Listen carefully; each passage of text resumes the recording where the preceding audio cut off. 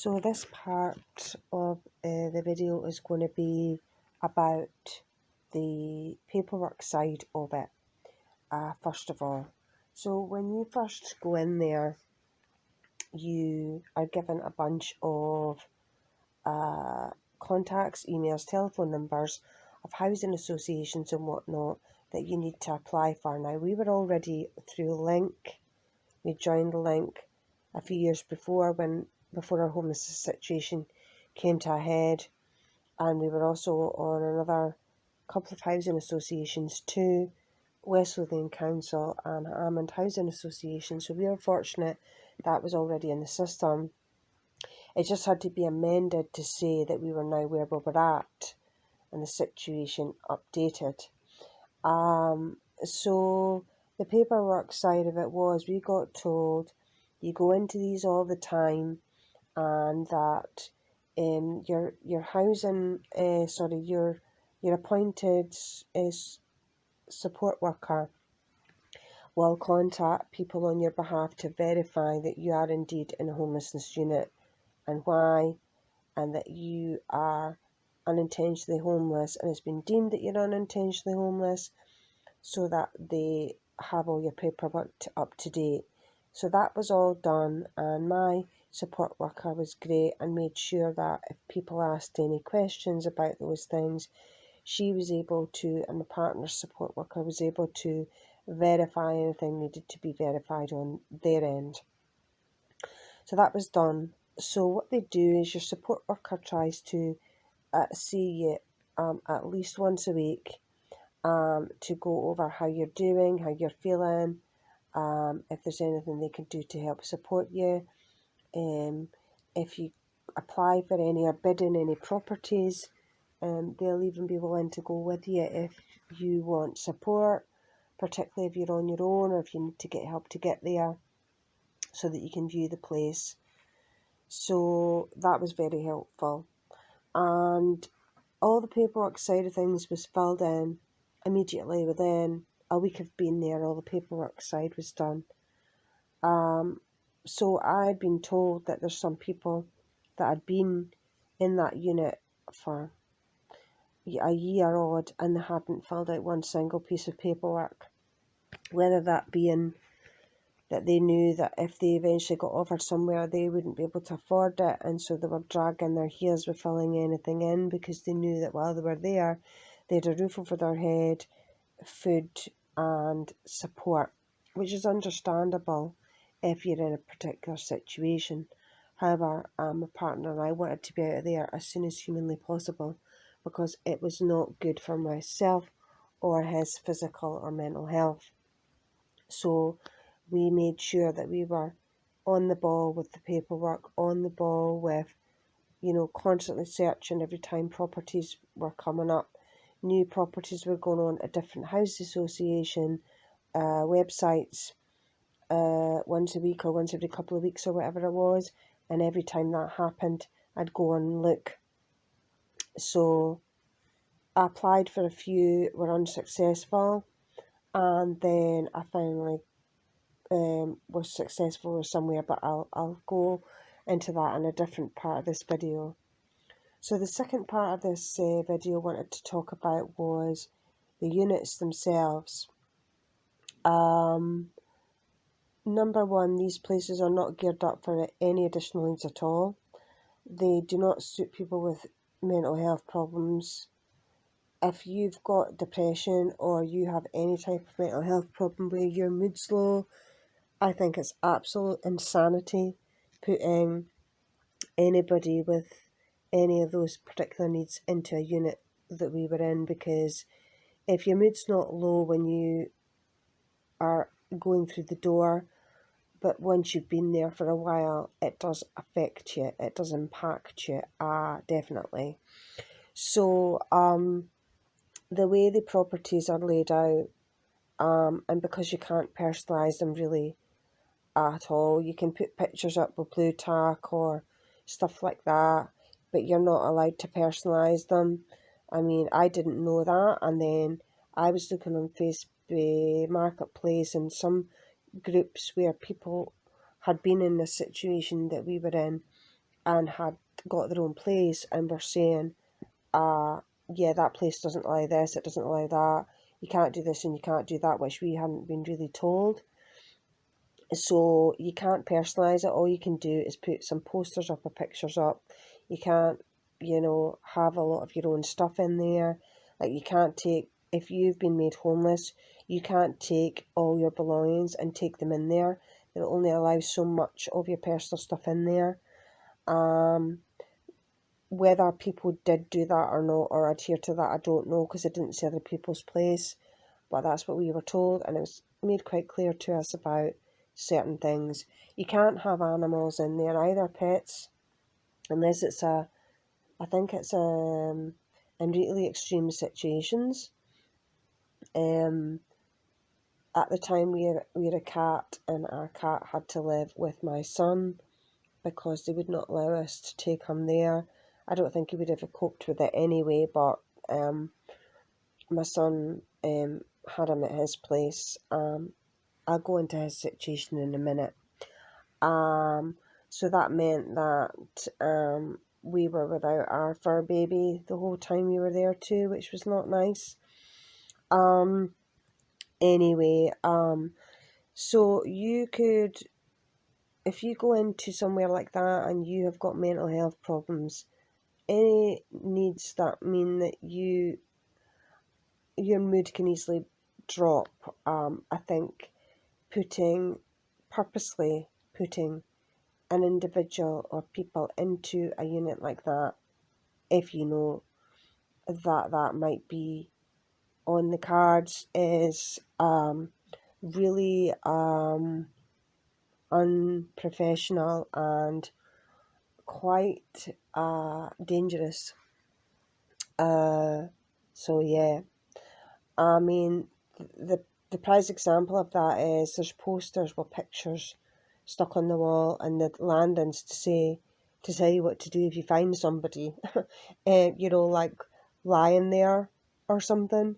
So that should tell you what you need to know if people have to put posters up to state those things. So like you walk into the stairwell from the main entranceway and the whole place stinks of weed.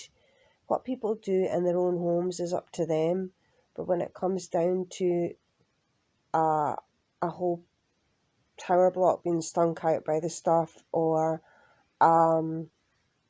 people not being mindful, I mean, if you smoke it, fine, but be more mindful to other people that don't, or that people that could have an adverse reaction to something like that. It isn't allowed, but people still do it, and like I say, what people do in their own homes is nothing to do with me, but I know it did cause problems. Anyway, that's by the by. Then you go up to where we were at, and you go in the door, and like you walk through the door, and you don't feel like I'm home. I feel comfortable. You just know you've got a roof over your head, and you're not on the street. That's how we felt. And it got to the point where we didn't want to go back there. Like, we felt like we would try and get out at least once a day, even for a few hours, to do something, because we just didn't want to be there. We didn't want to be there. And then every Wednesday they set the fire alarms off to check, and they do tell you that, but the fire alarms are away with the dinosaurs. They're absolutely archaic and crude things. I think I've got some photos somewhere, so if I can find them, I'll put the images of those in now, or similar. Basically, they are big red clunky things, and they're stuck into the rooms and hallways, and when they go off, they're literally ear piercing. They're shocking things. How the heck they're still even a thing is beyond me. And like I say, because everything's interlinked and interconnected, it has to be nowadays, the laws and everything, which is crazy. There should be exceptions on how to deal with things, or have alternative ideas in different environments and houses and accommodations. And these things were going off all the time because people were coming in, particularly at the weekend, fleeing drunk and trying to cook something and then set all the alarms off in the whole unit. And it just got really quite challenging if you woke up at 3 or 4 o'clock in the morning with fire alarms going off. I mean, I said to my partner one day, can you imagine you're in here with kids and that keeps happening? It would drive you batty. You know, you're trying to get your kids settled at night time or an afternoon nap if your kids are young. And that keeps happening. It would drive you spare. So the accommodation itself was just crude. And I think that there should be things put in place for people with. It should be individual based system, as in based on your particular needs. You should be. Not everybody should be lumped in together in one big huge building. I think there's people out there that don't give a crap where they live. They're constantly causing problems and constantly wrecking their place and getting evicted, and they don't care where they live, and everybody's entitled to a home and a roof over their head. So in those circumstances, I think these units are fine because all these people are interested in is having a roof over their head. They don't care where they're at. They don't care about their environment, and they're problematic in the respect of they can't seem to keep a roof over their head because of whatever the reason is. And I think that in those situations, potentially these units may be more suited to. You get people that have got families and people that have found themselves in situations where their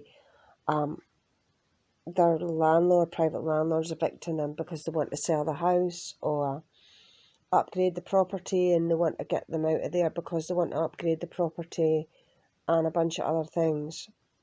And in those circumstances, people should not be forced to live with individuals that are going to make their life more complicated and stressful, particularly if you've got kids.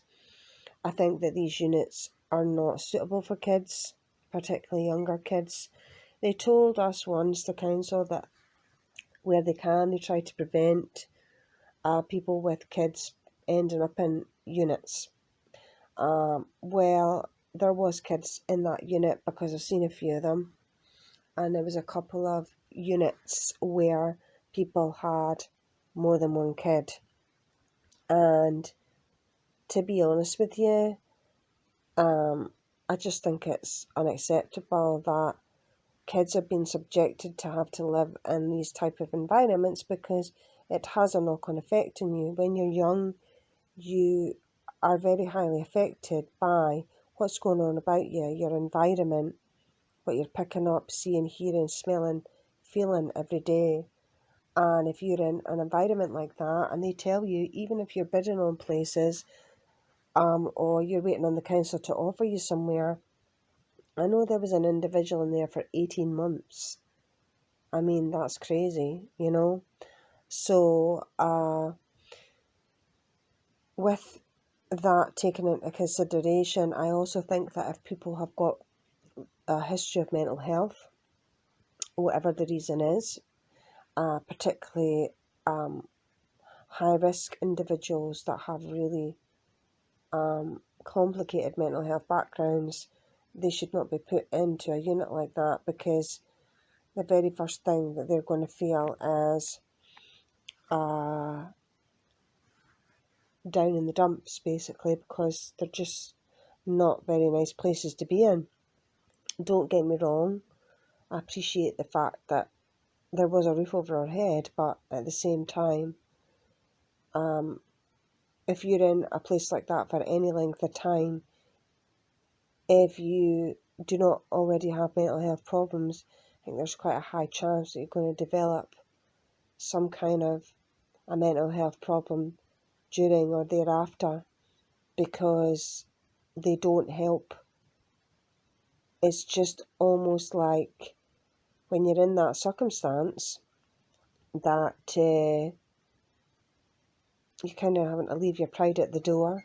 You know, it's just a box. There's nothing remotely homey or homely about these places. They are literally to stop you being on the street. And I think that number one, people shouldn't be forced into having to be in these type of environments. The government need to go out of their way to start finding ways of being able to provide suitable accommodation and accommodation to suit need. So not lumping everybody into the same category of, oh, there's a house there, that'll do you type of thing. And this is where this takes me on to the next stage of this chat.